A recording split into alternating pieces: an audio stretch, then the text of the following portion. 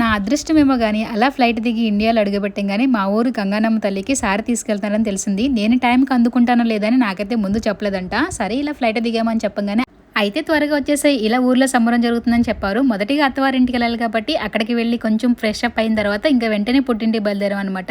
So అందుకే ఇలా అమ్మ వాళ్ళని ఇలా రోడ్డు మీదే కలుసుకోవాల్సి వచ్చింది.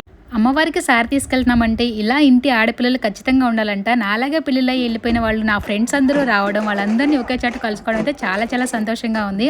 అందులోనూ 10 ఏళ్ళు పైన అయిపోయింది మా గంగానమ్మ తల్లి సంబరం చేసుకుంటూ ఇలా రోడ్డు మీద నడుచుకుంటూ వెళ్ళడం. ఈ రోజు సంతోషం మాటల్లో చెప్పలేనిదనమాట.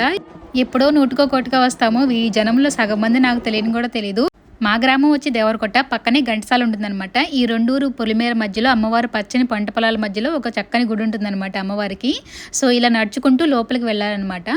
నా చిన్నప్పుడు గుడి దగ్గర పాలు పొంగించడానికి కట్టెలు కూడా ఇంటి నుంచే తల మీద పెట్టి మోసుకుని వెళ్ళేవాళ్ళం. ఆ రోజులు గుర్తొచ్చినాయి అనమాట నాకు ఇలా రోడ్డు మీద నడుచుకుంటూ వెళ్తుంటే. సో మా ఊరు వచ్చేసి ఆ పుట్టినీళ్ళు అనమాట. అలాగే ఘంటసాల వచ్చేసి అత్తవారిల్లు అమ్మవారికి. అమ్మవారు మా ఊరు ఆడబిడ్డ కాబట్టి మా ఊర్లో ఉన్న ఆడపిల్లలందరూ కూడా ఖచ్చితంగా సంబరంలో పాల్గొంటున్నారనమాట. ఇదొచ్చి పోతురాజు చెట్టు అంటాము. కింద పోతురాజు ఉన్నాడు చూడండి చెట్టు కింద.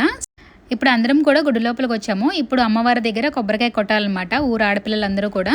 సో ఆ తర్వాత అమ్మవారికి పెట్టిన గోరింటాకు ప్రతి ఒక్కరు కూడా కనీసం ఒక చుక్కన పెట్టుకోవాలనేసి బేబీ నేను కూడా ఒక చుక్క పెట్టేసుకున్నాం. ఇండియా వచ్చిన ఫస్ట్ డే అమ్మవారి బ్లెస్సింగ్ దొరకడం చాలా చాలా హ్యాపీగా ఉంది.